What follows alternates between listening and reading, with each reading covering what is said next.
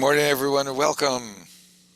Welcome to Westchester Meditation Center's special guest speaker series. This morning, I'm going to pass it over to Kevin Gormley to introduce our speaker.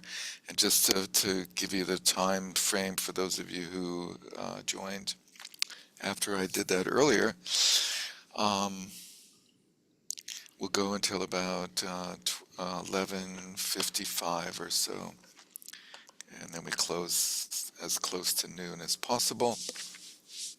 During the Q&A, you can raise your digital hand or your physical hand, and we'll find you, or just chime in. So please welcome Kevin Gormley, who's going to introduce our speaker. Thank you, Kevin. Thank you, Derek. So I was thrilled when Derek and Jean asked me to introduce Jeff. I have such respect for him and the work that he's doing. So we are pleased to welcome this morning's special guest speaker, Jeff Rubin. He's a senior teacher and meditation instructor in the Shambhala Buddhist and Kagyu Buddhist traditions and studied with Chogyam Trungpa Rinpoche.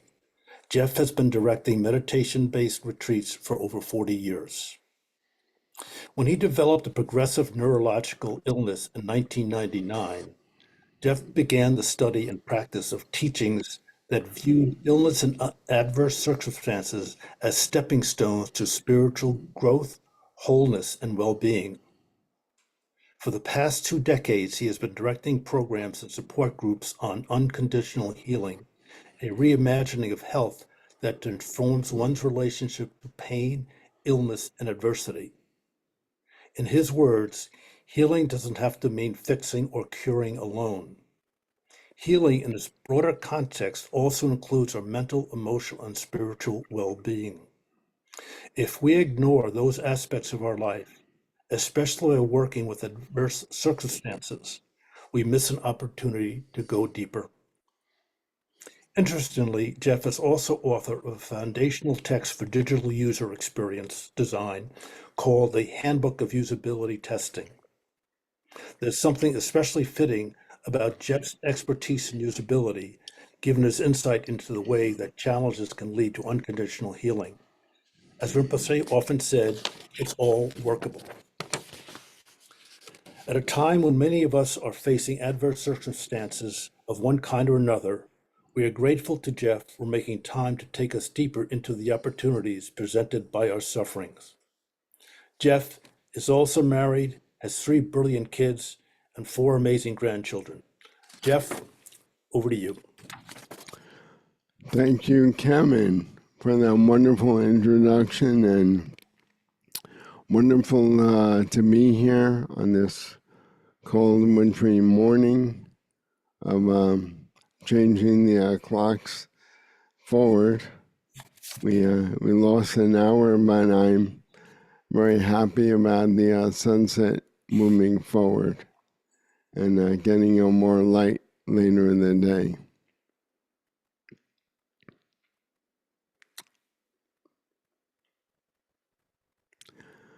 So where to start is the question, and I wanted to add a little color to what Kevin said about my introduction to this topic of unconditional healing. So I took refuge with Chogyam Trungpa in 74 and had been a Buddhist practitioner and teacher for 25 years in 1999 when I started experiencing symptoms of an illness that was quite mysterious. I had been in the consulting business for many years and had just expanded my business by taking on a partner in Atlanta, and I'm in Central Jersey. And suddenly I started having trouble with my voice. It became raspy and very nasal. I was doing a workshop out on the West Coast for Intuit, and it sounded horribly nasal, and I just told people I had a bad cold, but it wasn't a cold at all.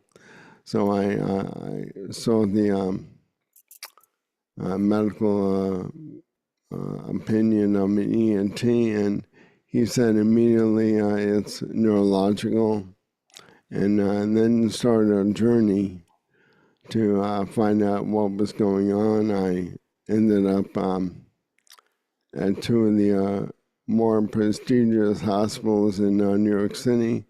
One was the ALS Center, and the other was Cornell Weill.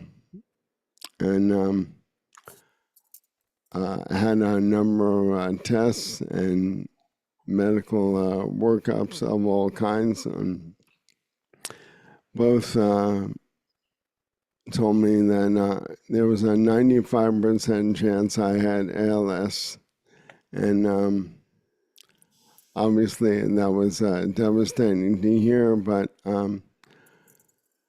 part of me in terror and part of me in not believing that the diagnosis was correct, I went off on my own exploration of my own illness for about 10 years. And also, because I was so terrified that I was dying, at that point I was only using a cane, and the medical profession at that time only had a drug Ralotech to offer me, and I read up on it, and it was kind of toxic to the liver, so I said that made no sense to me. No one really wanted to explore root cause. They just said no known cause, no known antidote. But because I was so terror-stricken, and I had been a practitioner for 25 years, I sought out the Council Sultan Gamso Rinpoche and wrote to him, and he wrote back very succinctly, celebrate your illness with enthusiasm. Oh boy. That was a little hard to grasp, as you can imagine, but I didn't reject it at all. So at the same time, I was going on my own journey and seeing all sorts of alternative practitioners, Tibetan medicine, traditional Chinese medicine, Vietnamese, Korean, healers of all kinds, mystics. At the same time I was doing that diligently, I was also exploring the teachings of Buddhism that have to deal with adversity and illness especially. And started doing some practices that were recommended at that time.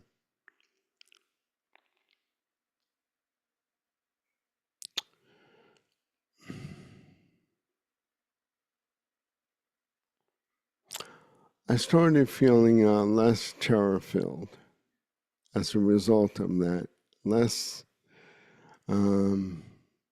fearful, and started making accommodations for my illness in my own mind, which was very important, obviously. Figure if I'm going to die, I want to die in a certain way, and if I'm going to live, I want to live in a certain way. And then I was on the board of Sky Lake in Rosendale, New York, which is a meditation center in the Shambhala tradition. And they were looking for a workshop that they could call their own. And I developed this workshop called Unconditional Healing.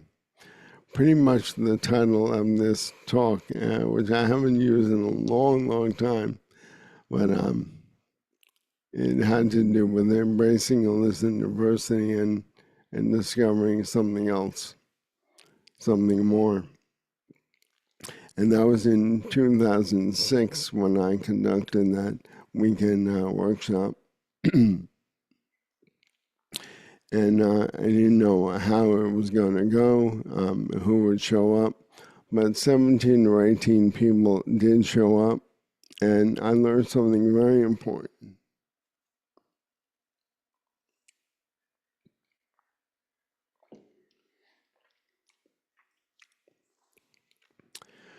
I learned that acknowledging what is going on, even if it's very difficult and against the grain, is so healing.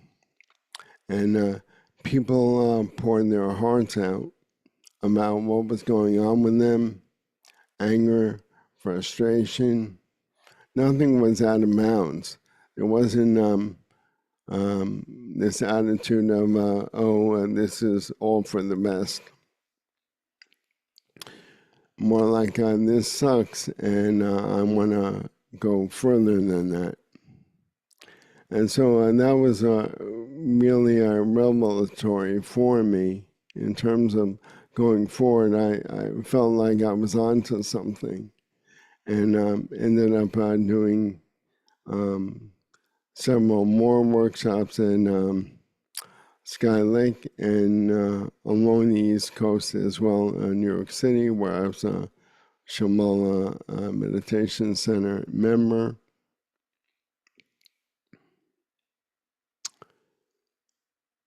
Ended up traveling out to Los Angeles, where I had family, and started a program there as well.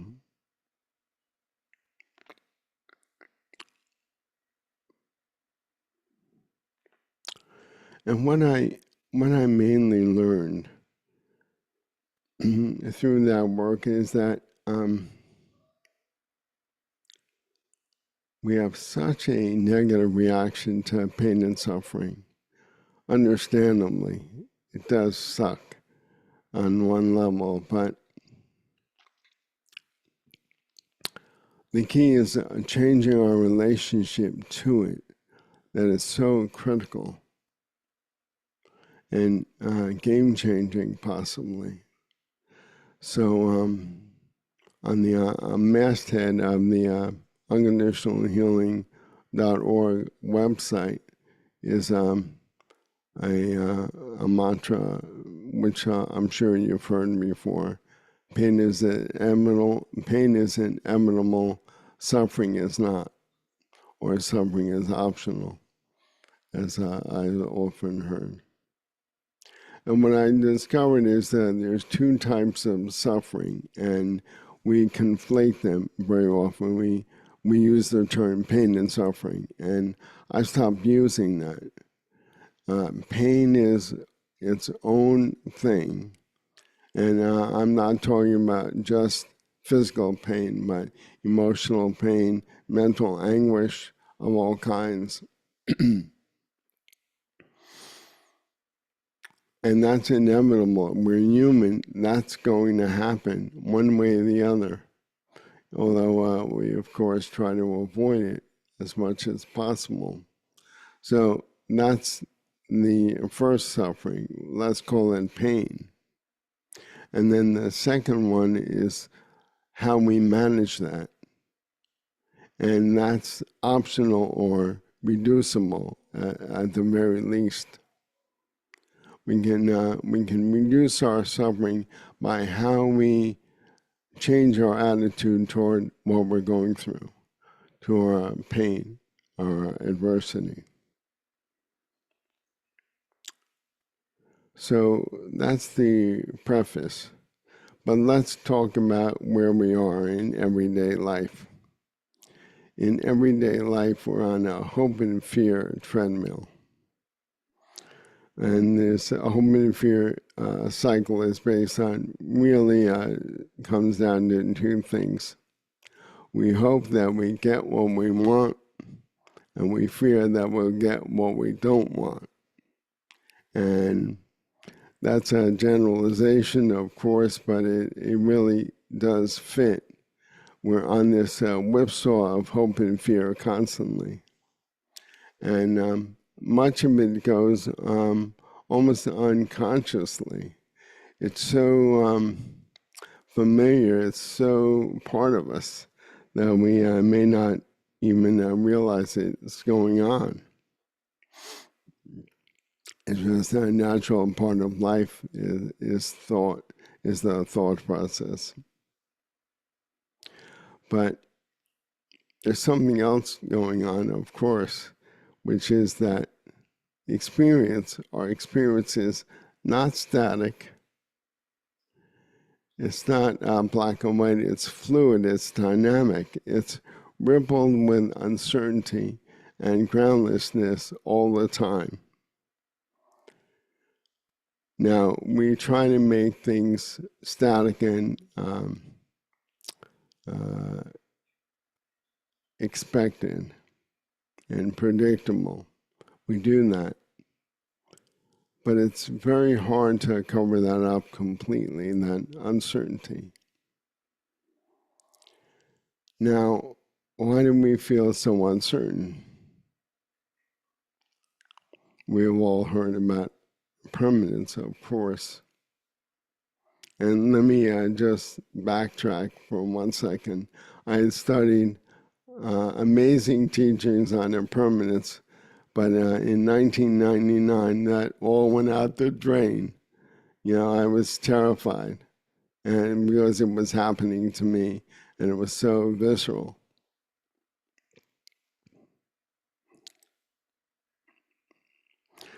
So we might operate this way for years and years with this hope and fear cycle and this undercurrent, which we may not even be aware of because we're so good at covering up of uncertainty.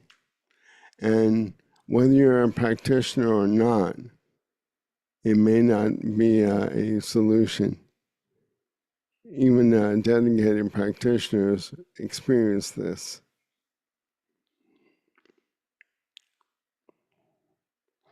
So this uncertainty stems from not knowing who we are fundamentally. When we ask ourselves, who am I?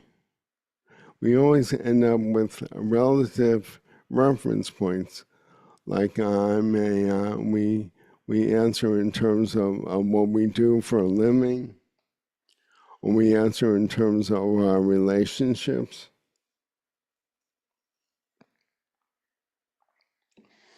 I'm the partner or a wife or a husband of so-and-so. I'm the grandchild of so-and-so.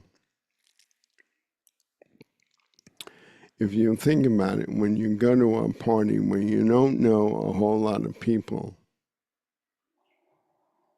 and you don't ask them, who are you? You ask them, what do you do?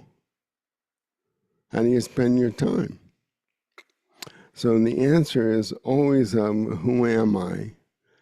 Doesn't really get at the nature of who am I. It gets as these external reference points of what you do. Even my introduction was based on that.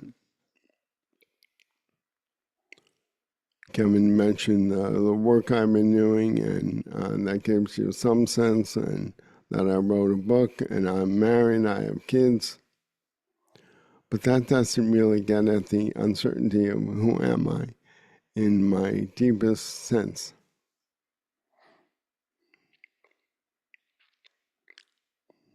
Now, I mentioned that we tend to hide this uncertainty and mask it. And we do that in 3 types of ways. We do that in the physical way of acquiring stuff. We make ourselves better by getting that new laptop or that new iPhone. And it does work temporarily. We do feel better. Or I'm on a brand new diet, and suddenly a spark arises of, I found the secret to well-being. So that's one way that we solidify against the uncertainty. Another way is psychologically, we develop concepts that make us feel more solid, less uncertain, more certain.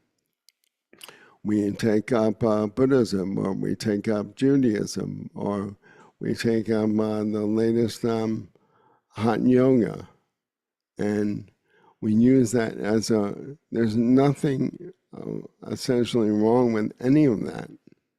Of course, we're all here as practitioners. We're trying to get into the deepest recesses of our mind, of course, but it's all in the way we use it, the way we distort it and make it into something that's going to save us when we can't really be saved from impermanence.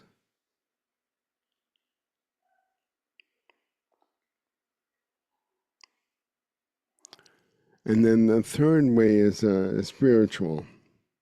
We take refuge in a certain state of mind. Like when we meditate, we say, that was a good one, that was a good session, that was a bad session.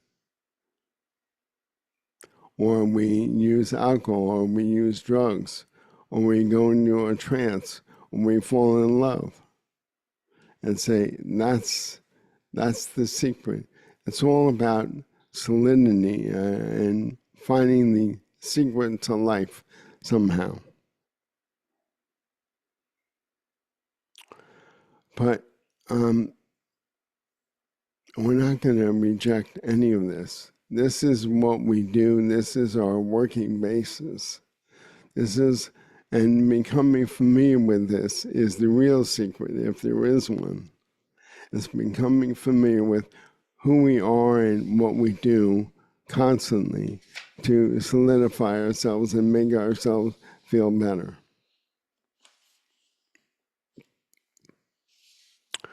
The funny part is, when things go well, these strategies do work. They do work when things go well.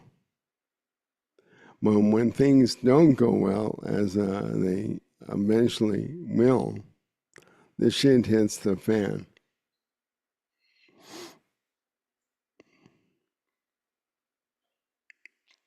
And that's what I found going back 25 odd years ago. I completely lost my identity in that illness suddenly striking me. And what I lost was this false identity of husband, father, consultant, etc. All ways that I face the world as a human being.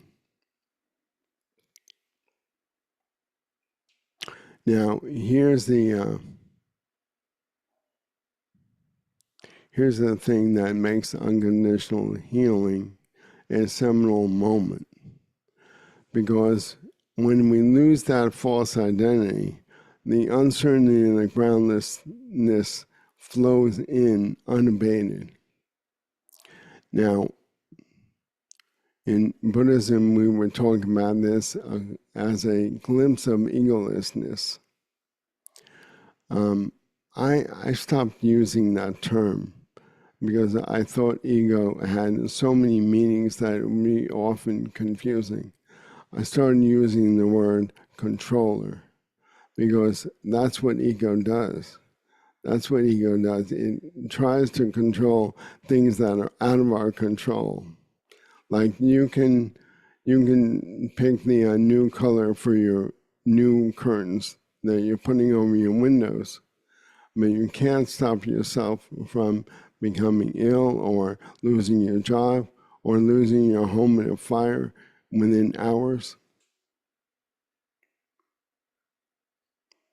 And that moment, and this is what we talk about in healing circles, that moment is a seminal moment. It's not a one-off. It's a glimpse into something else. That the central headquarters, the controller, is disabled. And that disablement could last for a few minutes or days. And no one has ever told us. We're never taught how to react to that. We're just taught get through it quickly.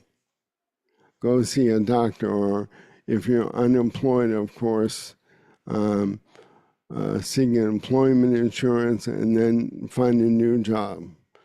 If you lose a partner or a loved one, grieve and then move on. We're not actually taught what that signifies. That is as close as we're going to get to our real nature in our lives. Maybe on our deathbed we'll get closer. So we are practitioners. We practice to become awakened. And then suddenly something happens and it's opening a doorway, a portal to that awakening, if we take that understanding with us. Then this is not a bad thing. So celebrate your illness with enthusiasm was I came to learn what he was getting at. This is actually a way to go faster on the path, not slower, because everything is all there anyway.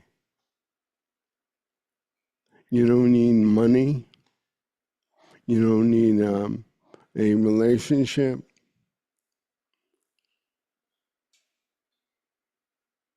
You don't need any of the false identity markers to progress on the path.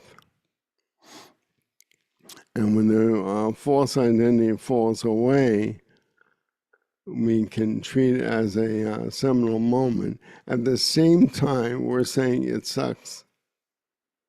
We can hold those two things in our mind, the relative truth and the absolute truth.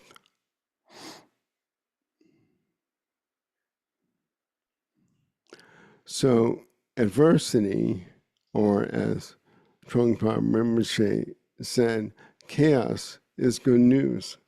And that's why it's good news, because it completely disables our false sense of self at that moment. And it cuts through any sense of complacency. What it forces you to do is really ask questions that you may have never asked before. Like, why am I here? What is the purpose of my life? Especially if you feel your life is going to be shorter than you thought. What am I doing with my time?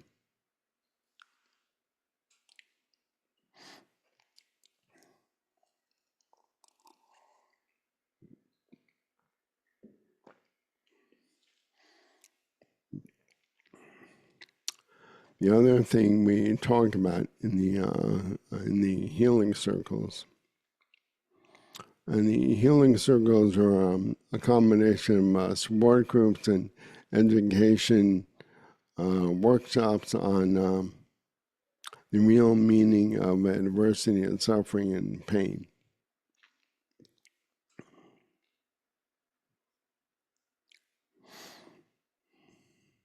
But the other thing we talk about is that we have a real false sense of adversity and illness. And that really gets in the way of my understanding how to go deeper. We have this sense that if you're not disease-ridden, you're healthy. And if you don't have cancer, you're healthy, or diabetes, or anything. And if you do, you're unhealthy. But that's a very conventional, limited view of health. There is such a thing as unconditional health, which is impervious to criteria about what is going on with us. It doesn't care about circumstance. It's intrinsic. It's always there. It's inherent in human beings that we're unconditionally healthy. It's not a thing. It's not a thing. We're so used to things.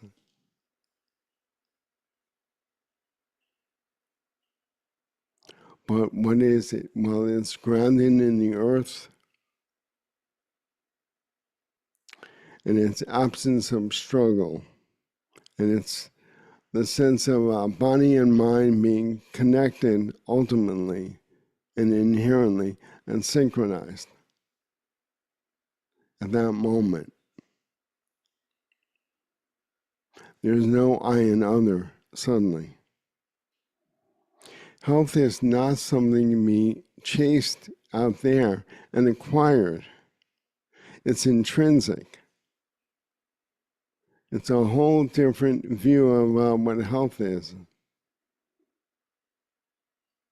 And the best way to connect with it is through mindful embodiment meditation and relaxation, not grasping. You can't acquire health because it's intrinsic. It's already there. But we mistake it for something else. So we begin our search, if you will, by dropping into the body and foregoing fantasies and concepts of all kinds. Actually, real embodied experience of who we are.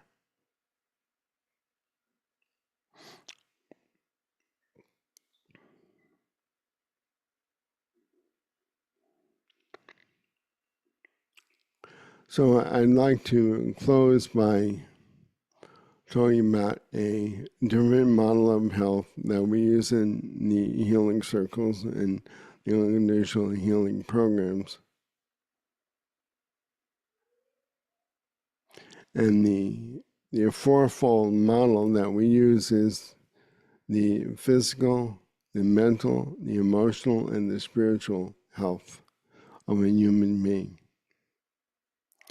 Now, the physical is what we normally, conventionally take as the end-all and be-all. And we include that, but it's only 25%. And we call that element curing and fixing. Of course, if you have cancer, you go and you seek treatment. We're not talking about health being something that is intrinsic and whatever happens, happens. That's part of the equation. You seek a cure. You're trying to fix a relationship. If you lose your job, you try to get another one. You don't just give up. But then there's more to the health picture. There's the mental, and we need to change our relationship to thoughts and concepts. They drive us, and we have to learn how to work with them in a completely different way. So we are driving them, so to speak, or riding them, as it's taught. If you expand your mind, if you give your mind a larger meadow, then thoughts take on a different relationship to you altogether. So we start by dropping down into the body, but then we let our mind expand once we stabilize with the breath. And that's called awareness. We enter a larger field, and thoughts take on a whole different dimension. They're there, but they're in the background.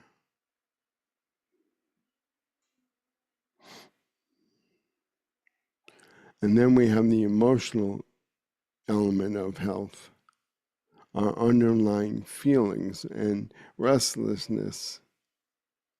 And we relax with them, and we feel what we feel. So I talked about the healing circle, that anything goes in terms of expression.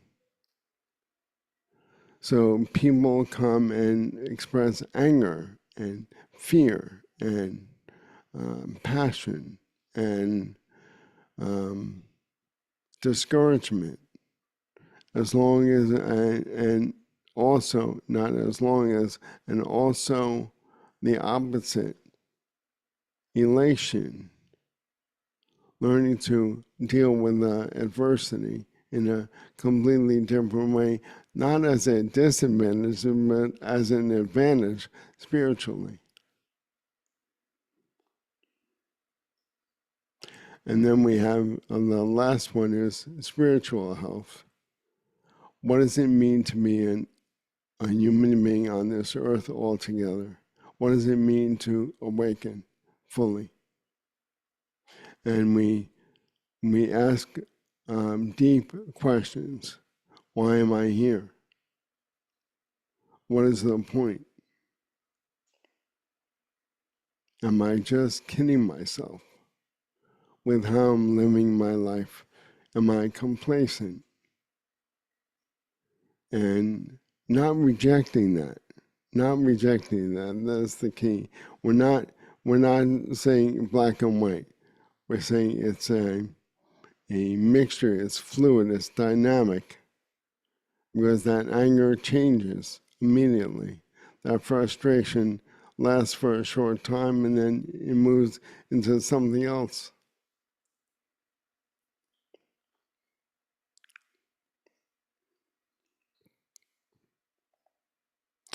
So, in sum, this is about taking on adversity and illness as our path rather than a one-off in the search for spiritual progress on the path.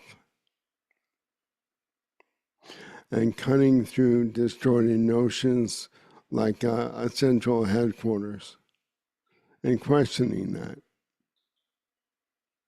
We feel so solid, but it's questionable that we actually are. And on that note, I would love to open up the floor and hear from you. Questions, thoughts, observations, whatever.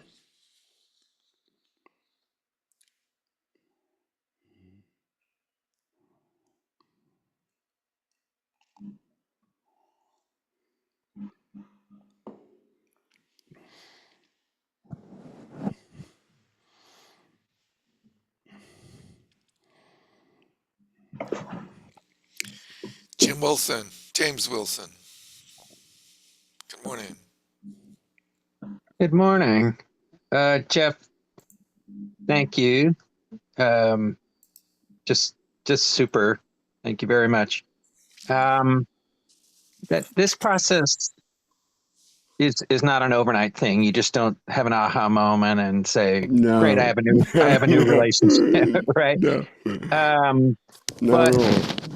I have family that are on their deathbed that are suffering. And are there techniques or things you can do to just help them in their remaining weeks to not to fully realize what you've outlined, but just to calm them a bit or help them a bit? James, I'm often asked that quite a bit, and I come to realize that the best thing is just showing up and letting them dictate what happens next. What are they looking for? And you might talk about the weather. You may talk about mundane stuff, but just be there for them openly and with no agenda whatsoever.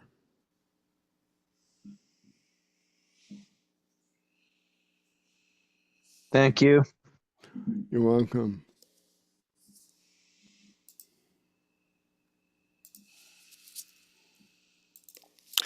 Oh, Daniel Kane. Hello. Hi, everyone. Thank you, Jeff. It's already been your talk a little bit of an eye-opener for me. Can you hear me okay? Absolutely. Yeah. So to put myself or anybody at ease, I've been to plenty of medical doctors, body workers. They can't find what's going on with me. For the last 10 years, every 5 days, I get a severe pain in my abdomen that lasts for a whole day. And then it goes away like nothing's happened for 5 or 6 days. And how much it's tormented me and how much I've been, like on the hunt constantly trying to find a solution for it. And then one day a Chinese doctor said, in Chinese medicine, they say it's better to have some minor problem that keeps you mindful of your health.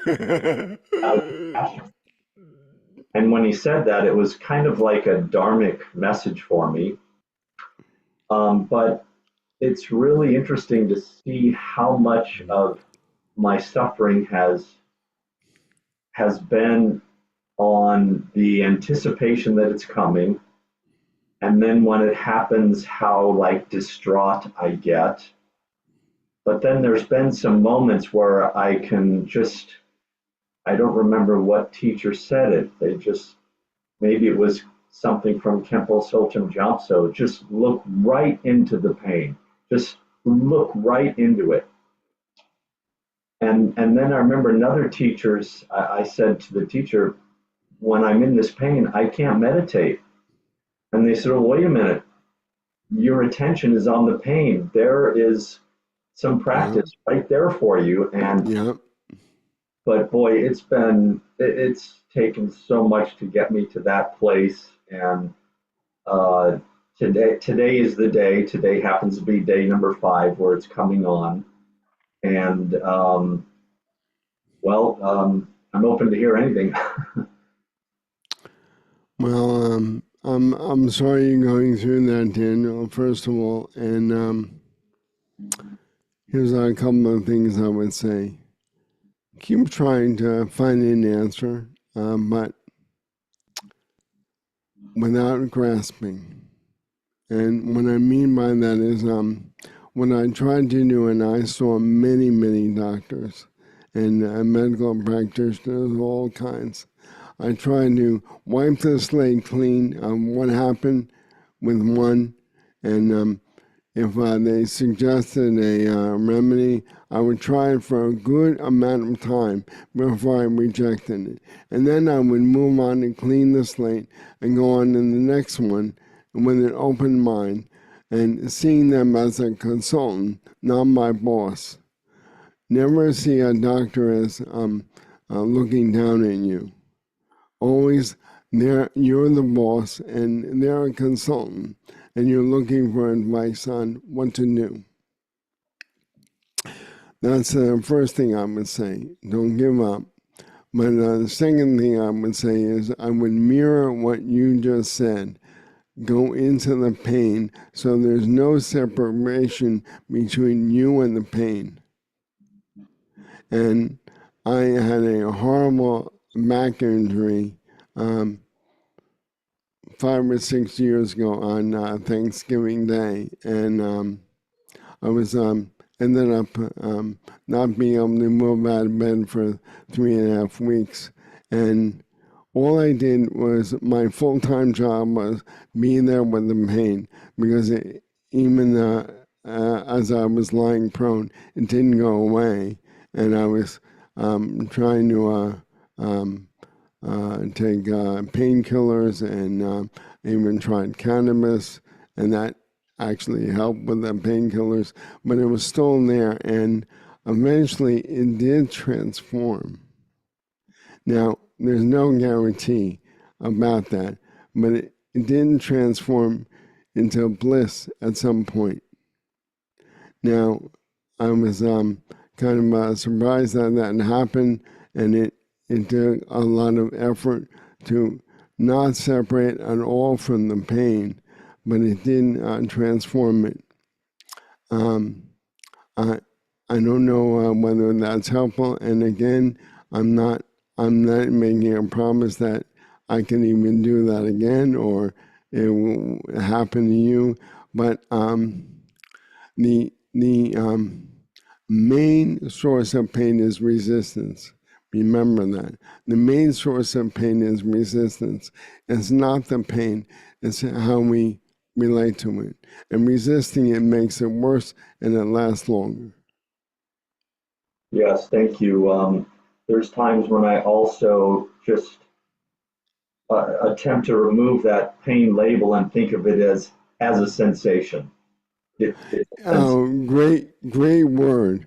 Great word. Get away from the word pain and come up with some other way of describing that is more open-ended, because we have such an association of negativity with pain. Yeah, thank you. Yeah. Good luck. Thanks.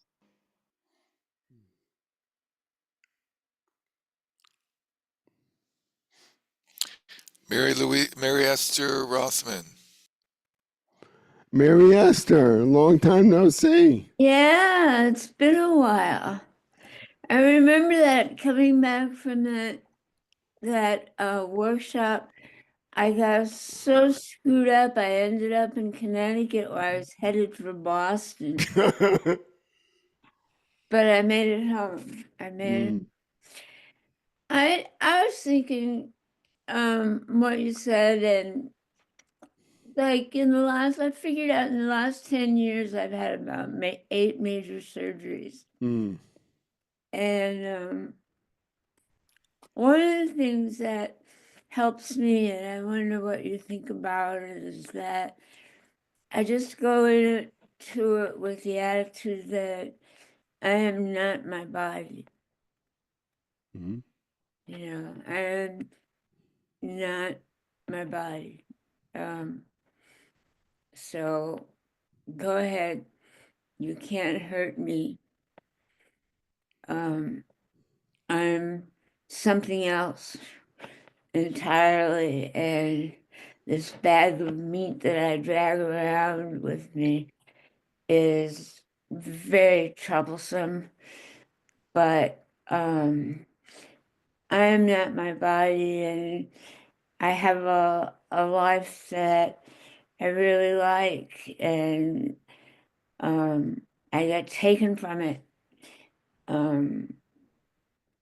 But I'm not my body.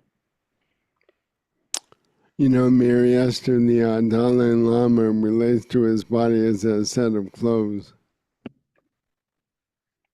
which he then sheds and takes on another set of clothes later. That always stuck with me. So thank you for your wisdom.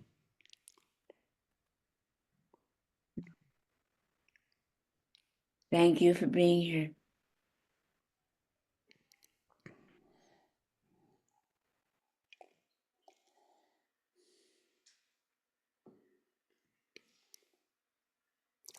Lynn.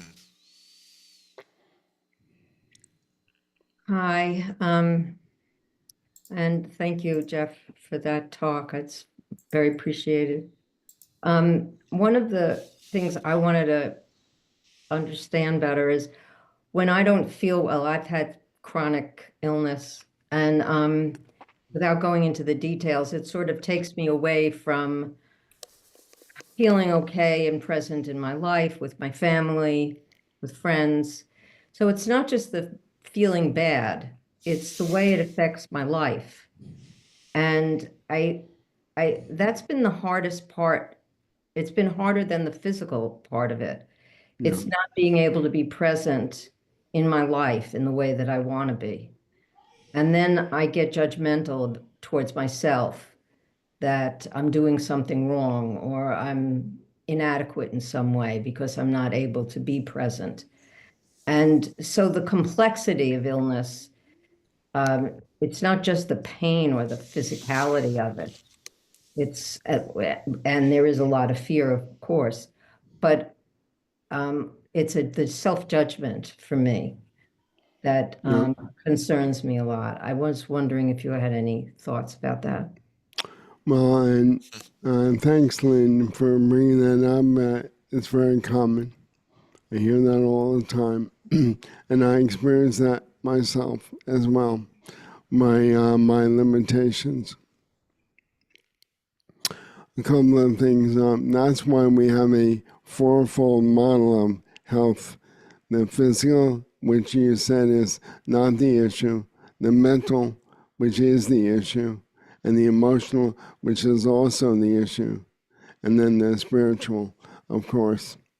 So, I think the one thing you said that I really latched onto was the judgmental aspect. That's what you have to work on. Mhm. You are doing that to yourself. Mhm. So own that. And one of the things that I tell myself is when I can be present, oh, I'm on retreat. I'm alone. I'm on retreat. And I think back to the times that I was on retreat, and it really helps me to change the perspective completely about, yeah, I'm not able to be present with my family and friends, but that's okay. I'm still working on myself in a slightly different way. So I would recommend working on the judgmental aspect, taking that, owning that, not being hard on yourself, of course, for being judgmental. It's very human. You know, we all do it. And that's where the main pain is coming from. So work on that and give yourself a break. You didn't cause this. You didn't want this to happen, but it's happened, and you'll work with it, and you can work with it. Thank you. And also, I'm going to add being open and letting people know what's going on. That you're not a malingerer. You know, you're not doing this intentionally. But when this comes on, you're very limited, and this is why. And reason with people may not understand what's going on. I found that very often, that I really have to explain, what's going on, and I'm having a bad day. Yeah, I that's been a big help, owning it more and if sharing it more. I would say the problem with that is that it brings on so much advice. People around you and advice. And then that becomes another layer of judgment. I haven't done this. I'm not taking this supplement. I'm not, whatever.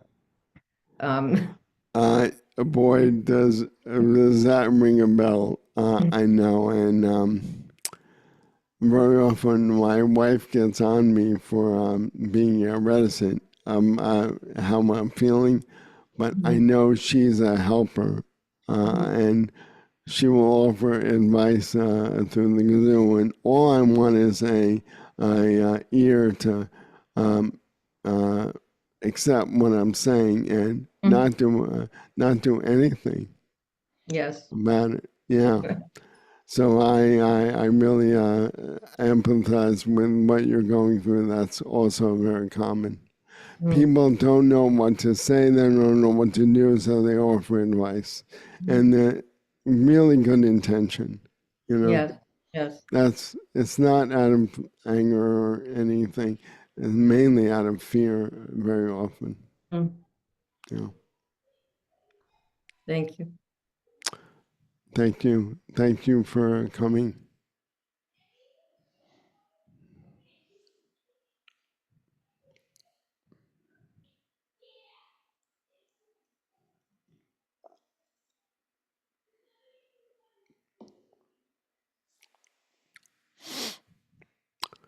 Someone else? Kevin. Hi, Jeff. This has been wonderful. We all look at ourselves as at various levels of being a good practitioner, and yet it takes something to knock us off our feet to really wake up. Mm. And, it happens over and over again. And then we jump right back into, we might let it until you get a really big one, and then you can't ignore it. But, this impermanence thing is a fact of life. It's a universal law. And yet we are so ignorant and we are so distrustful of it. We want that security. It just amazes me, our ignorance. But I don't want to judge that, but I just notice it and say, I still have a lot to learn. Yeah. As do we all. And I think one of the points I wanted to raise is we have such a negative influence of impermanence, and changing that and seeing the benefits. For example, like every day is fresh, every day is new, and because of impermanence, we have that to fall back upon. Whatever happened yesterday is yesterday, and we can't change that. But we can move forward with our freshness, even if it involves pain and adverse circumstances. And that may not last as long as we think. Mhm. Yeah, it's interesting how every day's fresh, but we hold on to it. We hold on to some things. We clutch on it. We just, our mental mechanisms go spinning round and round, and we don't let it go. It's not fresh. Our mind is always like rehashing, all this stuff that we've done wrong or we failed at, Yeah, but it's so important, I think, to you just wake up in the morning and feel refreshed. This is a new day. yeah, yeah. And not get hard on yourself if you don't wake up that way. Yeah, Uh, yeah, yeah. yeah, yeah. You know what I've learned is that different states of mind have different energy, and one of the ones that really I have to work harder with is fatigue. I get fatigue, and I can wake up after 6 hours of sleep and wake up fatigued. So what I try to do is I try to go into the energy of fatigue rather than sloughing it off and drinking coffee and to negate it and all sorts of other devices, going into the energy. And the funny part is that fatigue has a very restless, unique energy. Well, well, I never thought that could be. I never really explored fatigue. I always wanted to push it away, but Exactly, thank you. exactly. Yeah, yeah.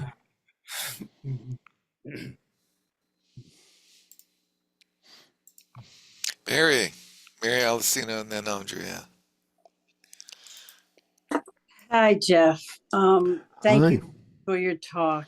I don't even know how to say this, but I have a son who struggles a lot with all kinds of physical ailments. I had chronic Lyme. To me, it sounds like chronic Lyme a lot. And it impairs his ability to function. He just lost his job of 2 weeks because he just couldn't show up the way he needed to. And I don't want to put him in a box, but he's very, very smart, but he's really, ego driven. He's constantly looking at power dynamics, and maybe he's even a touch paranoid about rough father son relationship, terrible divorce, brokenhearted man.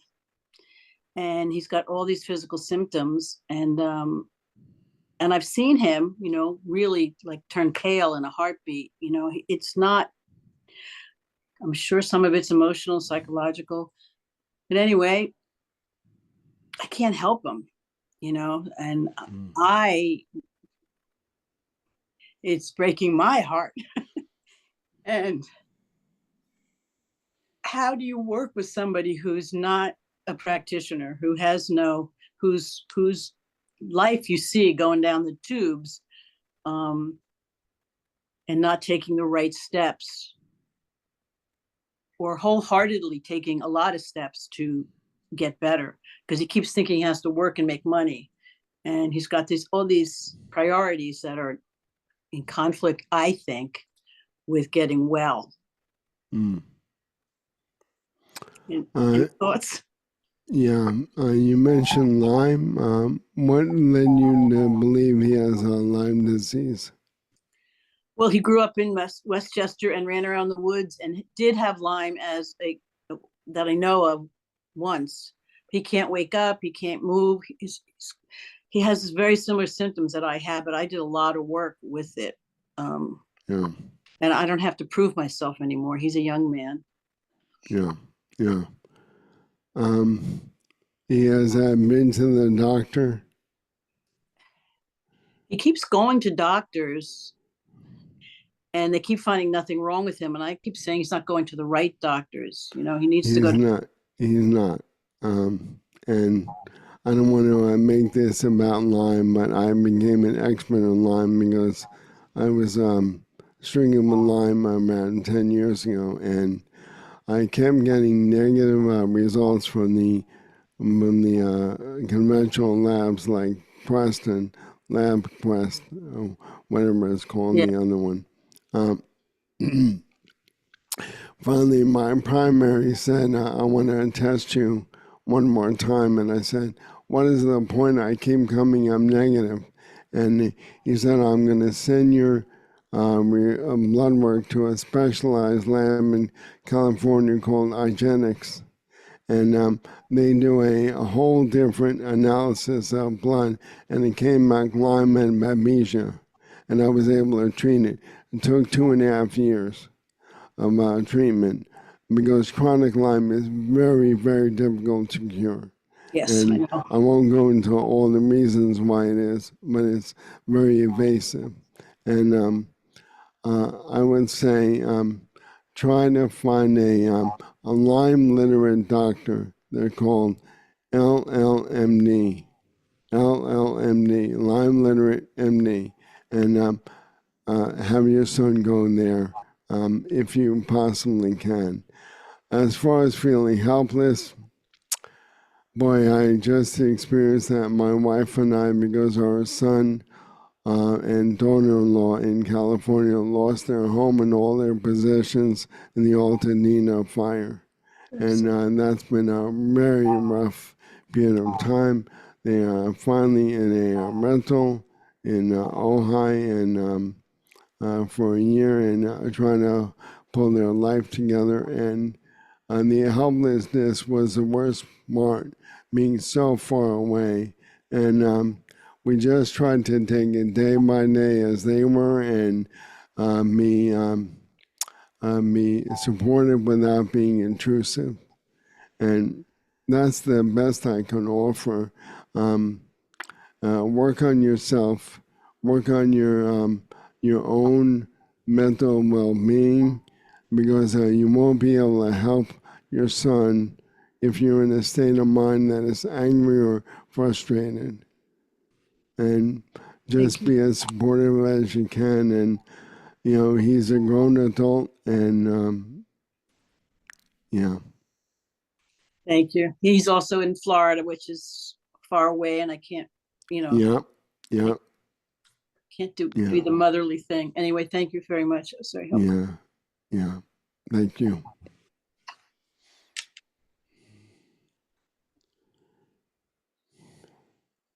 Andrea. Hi, Jeff. It's very nice to see you. Hi, Andrea. It's been a long time. Yeah. Wonderful. My question is, could you talk a little bit about how to regard illness as training for dying? Oh, man. I think it comes very naturally.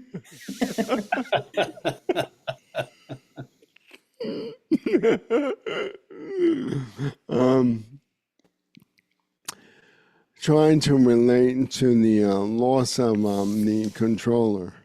That's what I would offer is, what is this doing to my identity as a human being? And when we die, everything is going away. We can't take anything with us except what we've learned from practice. Hopefully, that wisdom will resonate at the moment of death. But illness is the epitome of impermanence, and that's what we're trying to not enhance, but embrace on a deeper level, without thinking about it, without concept of any kind, just the visceral experience of being ill and losing one's identity, and then opening up to what is happening at that moment. That there's going to be a tendency to deny, to push away, and me very facile in tuning into that and not doing that, not pushing away, but opening up to what is being revealed. So it's not so much what you're doing, but it's so much about what is happening, and you're opening up to it. Because there's a tendency with illness to say, woe is me. Why me? I hear that all the time from non-practitioners. And we don't want to go there. We want to say, why not me? I hope that helps. Yes, that does. Thank you.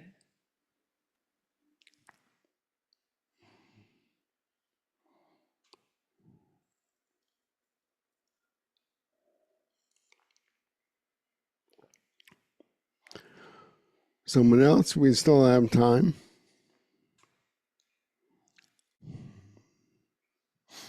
Matt.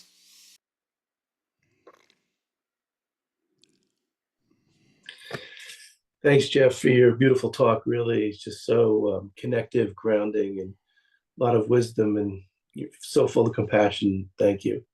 Thank you. I was just curious, given all your experience, as practitioners, the role of Tonglen and how we could use it to further, shine a light on some of the things you spoke about. And when we should be doing it, or how we can incorporate it so that we become more sensitized to the different aspects of what you've been mentioning today. Boy, what a great topic, Matt. Thank you for mentioning that, because with limited time, I don't have time to go through everything. But Tonglen is a wonderful antidote to our own difficulties for a couple of reasons. First of all, we tend to compare ourselves to people who are going through non-adverse circumstances. We always go to the negative. We never compare ourselves to someone who is feeling worse. And there's countless people who are much, much worse off than us. So Tonglen takes those individuals and does a practice of taking in their pain and giving out love and friendship and fellowship and compassion. And the secret, though, is including yourself in the Tonglen. Don't leave yourself out, but include yourself. And that can be individually during the session or all together with the people you're beaming out to. So I think Tonglen is a wonderful way of working with the why me attitude and the woe was me attitude of there's people much, much worse than me or going through a very similar thing. There's probably millions of people on the planet going through what I'm going through. And I found that in practice very helpful. In fact, what I started doing was at Pema's suggestion, not to me, but in general, I started keeping a list by my practice table of people that I want to include in my Tonglen. And boy, does they get along very quickly. You know, there's so many people, and I live in a 55 and over community, and me, people are dying and they're getting ill, and we're all in the same boat, and so I have plenty of material to work with. Jeff, Constantly. I do that for people who've died, and I started the list. The list started like this, then it got longer and longer and longer. I actually have to kind of really focus, memorize all the names of the people as we get older. But such a beautiful way to stay close to them. Yeah, it really is. It's a wonderful, wonderful practice, very powerful, and I would say we often don't include ourselves when we're feeling especially low. You know, it's a way of directing kindness to yourself. Really great catching up with you. I had no idea. And 1978. Really, difference. Wow. I'm often told when you do, positive things or helpful things to bring an awakening, you have no idea the consequences of your actions. It's really, but what you're putting out is really you can't know all the effects, but clearly here's an effect. And thank you. Thank you, Matt. Thanks for coming.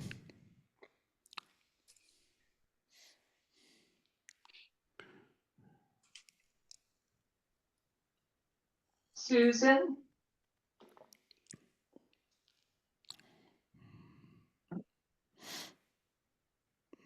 Thank you.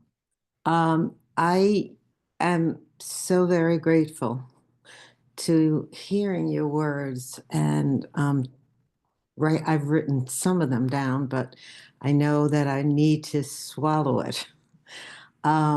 Your courage and your practice. I guess I'm sitting here and saying, "Oh gosh, where do you get that from? How do I go to the store and buy it?" There's so many things that you said, but my story, and I know we're near the end, so I have to keep it short. But my story is similar to Mary's with her son. I have a daughter who is a mother, and she has been sick for at least 10 years, having had a double mastectomy, and then having problems with the, what do you call those things? Inserts, or that they have and all that. But she's constantly constantly ill, and she has been to many, many, many practitioners and is working very closely with people who were working with her brain and feedback and all kinds of holistic practices.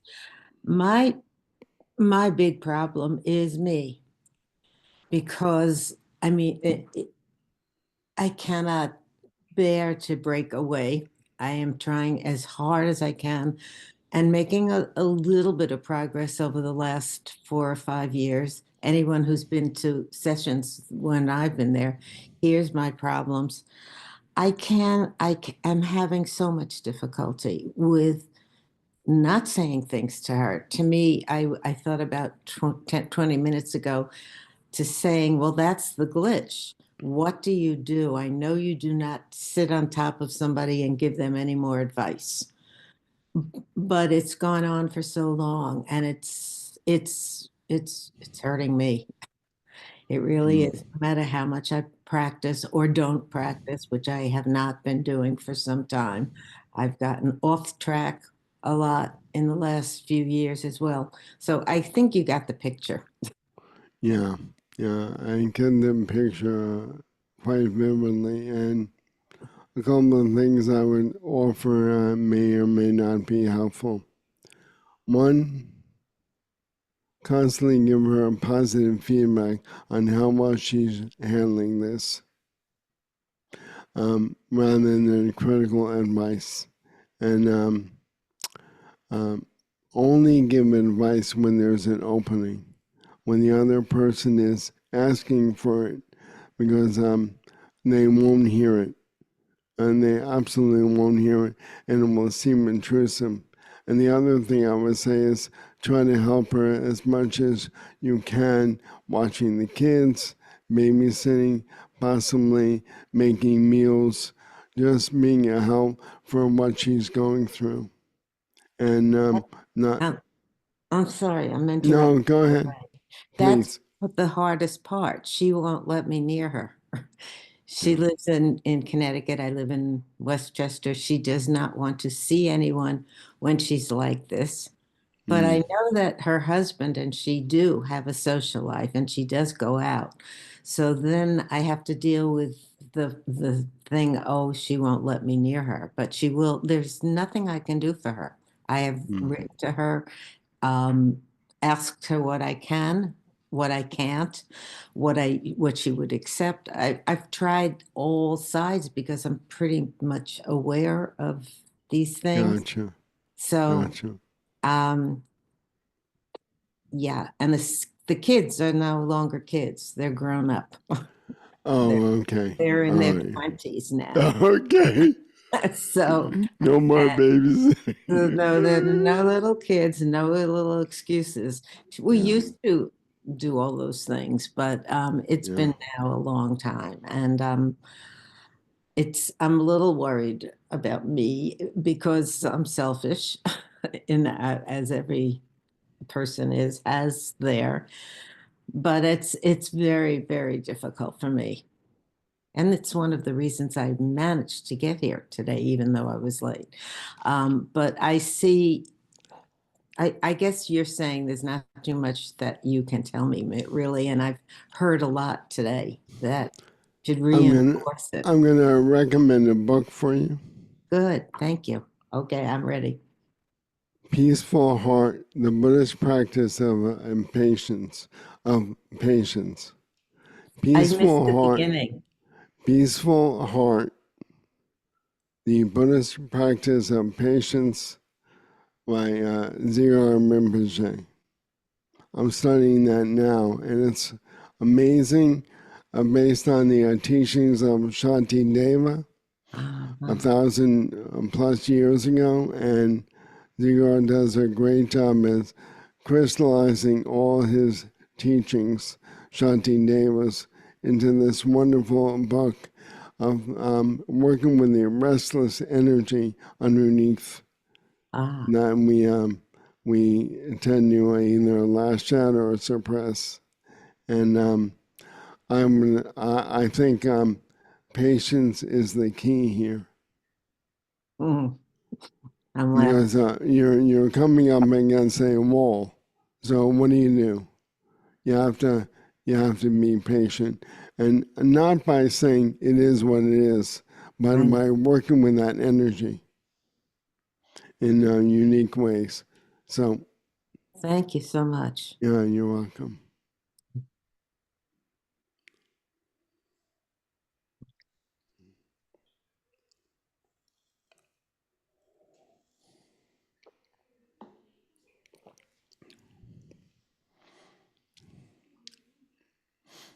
Jeff, so it's getting close to closing time here. Sure. Do you have any programs scheduled upcoming? Do you do anything ongoing that you can tell us about, groups or Yeah, whatever? I do the Healing Circle every month. If you go to unconditionalhealing.org, that's on the main website, and at the bottom of the every page, there's a please subscribe link. And if you subscribe, you'll be on their mailing list, and you'll be notified every time I'm giving a healing circle in what part of the month. I try to stick to the fourth Saturday of every month, but occasionally my schedule changes. And I was doing this every 2 weeks, but it became too much. So my co-facilitators in LA, Daryl and Laura Burnham, also do it every month. They take the second Saturday in the month, so you can attend either one of those. Mine is the fourth Saturday, and by subscribing, you'll be notified of any programs up and coming. That's the best way. That's great. Thank you And so I'd love much. to see you at a healing circle. That would be awesome. Thank you so much, Jeff, for sharing all of this with us and your own personal, very real experience with this topic. Thank you. I have a feeling it's been extraordinarily helpful for a lot of us here today. Wonderful. I certainly hope so. So I hope we'll see you again soon. And likewise to everyone else, thank you all for coming today. And I hope you have a wonderful day, and I hope we'll see you again soon. We have, let's see, upcoming, what year is this? 2025. Let's see, we have our normal Sunday morning gatherings at the Alliance Center in Irvington, and Tuesday nights in Bedford Hills. And we have classes on Wednesday evenings and every morning, meditation sit from Monday through Friday, all of which is on our website. You can sign up for our newsletter if you are not on that already, and learn about our activities. And we have a one-day meditation workshop next Saturday, this coming Saturday, the 15th of March, led by yours truly, from 10 a.m. to 5 p.m. at the Alliance Center. I hope to see all of you there. And April 4th is the anniversary of the Parinirvana of Chogyam Trungpa Rinpoche, our teacher. And we will commemorate that with, it also, we'll commemorate it by starting that evening, Friday evening, with the Sadhana Mahamudra and a talk on the life and teachings of Chogyam Trungpa Rinpoche.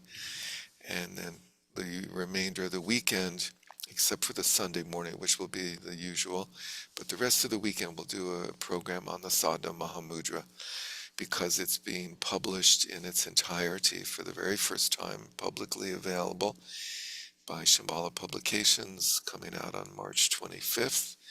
And the title of the book is called The Sadhana Mahamudra. And it has the complete sadhana printed there, as well as Trungpa Rinpoche's commentary on that, given in 2 seminars way back that he taught. and a number of other articles by Rinpoche, as well as some articles by people like Carolyn Gimian and Barry Boyce and Lady Diana Mukpo. So I hope you'll join us that weekend, that evening, Friday evening, the 4th, and then the 5th and the 6th of April for that program. And you can find details on the website. And thank you, Andrea. The Aging for Beginners meets every first Sunday of the month at 3 p.m. So the first Sunday each month, so April 6th is the next meeting that afternoon. 3:30 start. 3:30. Thank you again, and thank you again to Jeff. Really, really wonderful presentation. Thank you for joining us. Really appreciate it. And thank you everyone for joining us. Why don't we end with a bow?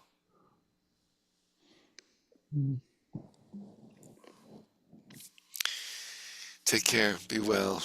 Bye-bye. Thank you, Jeff. Take care, everyone. You, Jeff. Bye-bye.